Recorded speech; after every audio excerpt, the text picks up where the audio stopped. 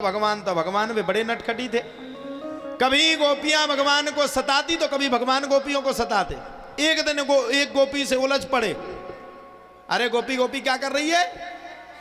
गोपी बोली तुझसे क्या मतलब, तुझे क्या लेन देन, क्या चक्कर है, तू क्यों परेशान है अपने आप में? अरे भैया क्या लेन देन तेरा मेरा? भगवान अपने वृंदावन आ गए, गोपी से उलझ गए। गोपी गोपी गोपी गोपी मेरे को गाय का शुद्ध दूध पीना है। अरे गोपी बोली क्यों पिलाऊं तुझे? अरे वाह तू ही होशियार है, मैं तुझसे बड़ी होशियार हूं, तुझे क्यों पिलाऊं दूध पहले ये बता। बोले क्यों? अरे बोले गाय को चारा लगाऊं मैं, गाय की दौनी करूं मैं, गाय की सेवा करूं मैं, और दूध पी जाए तू। ये तो लिखा नहीं, हट जाए यहां से। कनुआ बोले सुन मेरा नाम भी कान्हा है, गाय का दूध तो पी के ही जाऊंगा, अगर मैंने गाय का दूध नहीं पिया तो तुझे भी नहीं पीने दूंगा। अच्छा गोपी बोली ये भी जबरदस्ती की राजनीति है, अब कर ले तुझे जो दिखाए कर ले तू मेरा। अब गोपी को क्या पता भगवान क्या नाटखटपट करने वाले, कर ले बोले जो तुझे दिखाए। क्या करेगी? भगवान बोले कुछ भी कर सकता हूं, मैं फिर से तुझे चेतावनी दे रहा हूं, जा करके मुझे गाय का थोड़ा सा दूध पिला दे तो फायदे में रहेगी। गोपी बोली नहीं पिलाऊंगी नहीं पिलाऊंगी नहीं पिलाऊंगी। और भगवान दौड़ते दौड़ते गए और वो दौनी कर रही थी, जाकर के गाय की जगह गाय के बछड़े को छोड़ दिए, और बछड़ा जाकर के थन में जाकर के लिपट गया, एक में लाकर के बाल्टी में लात घली और पूरा दूध पकड़ करके नीचे पृथ्वी लोक में गिर पड़ा। अब तो गोपी को बहुत क्रोध आया, ठहर जा, छोड़ूंगी नहीं, एक मिनट भी नहीं छोड़ूंगी, ठहर तो जा, तू बताती हूं तुझे, बड़ा होशियार है तू।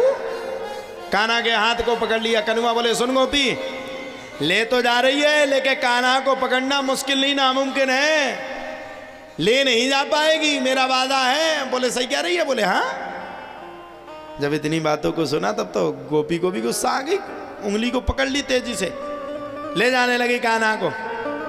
ठहर जा, तेरे बाबा से तेरी शिकायत करूंगी, माता यशोदा से शिकायत करूंगी। जो ये माता यशोदा 24 घंटे कहती है मेरे लाला को पकड़ के ला तब जानू, रुक जा लेकर के चलती हूँ। भगवान को लेकर के गोपी चल पड़ी। अब सुनो मैया, लेकर के तो चल पड़ी, लेकिन रास्ते में जैसे ही पहुंची वैसे गोपी का देवर चला जा रहा था, गोपी का सगा देवर, देवर भाभी।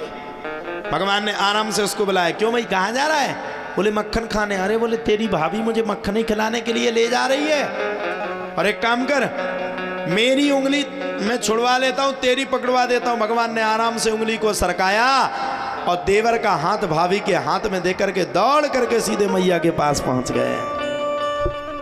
पहुंचे, मैया मैया मैया, ओ मैया।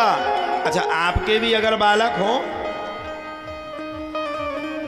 और वो जिस दिन आपको ज्यादा प्रेम करें यानी कि प्यार करें, समझ लो ये पड़ोस में कुछ ना कुछ गड़बड़ करके आए हैं।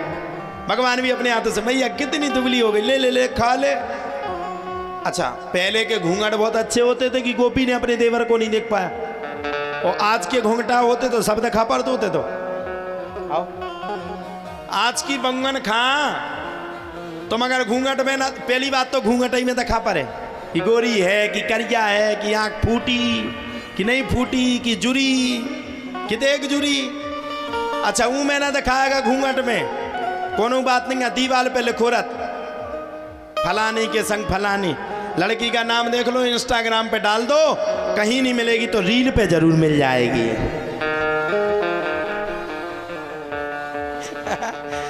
मिलेगी कि नहीं?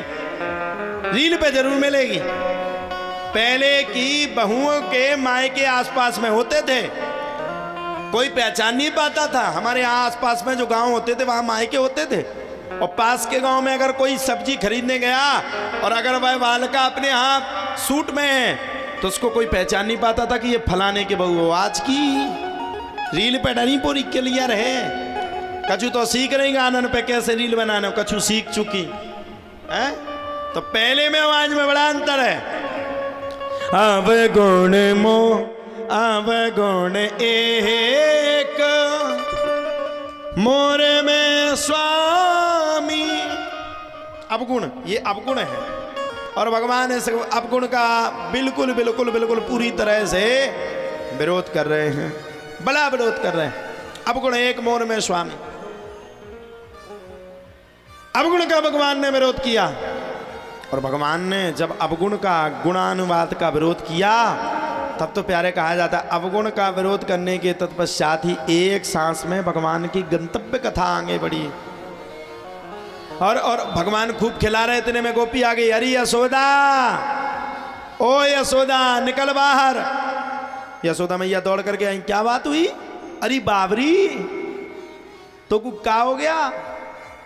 अरे बोले देख तेरे लाला ने माकन भी खायो और बाद में मोको परेशान करने लगो। माता यशोदा ने कहा मेरे लाला को? कहाँ है मेरा लल्ला? अरे देख मैं पकड़ करके लाई हूं। और भगवान मैया के पीछे मुस्कुरा रहे हैं कि मैं तो पहले ही भाग के आ गया। माता यशोदा बोली क्लियर है मेरा लल्ला? बोले तेरा ही है, हाथ पकड़े हूं। भगवान मुस्कुराने लगे, देख तो घूंघट उतार करके जब पता चलेगा कि देवर का हाथ पकड़े। यशोदा मैया बोली क्लियर मेरा ही है? बोले हाँ। बोले एक काम कर, उठा घूंघट को देख ले कौन है। गोपी बोली क्या घूंघट को उठाना, पकड़ करके लाई हूं। तू तो पुत्र मोह में इतनी पागल है कि अपने लड़का की गलती मान ही नहीं सकती।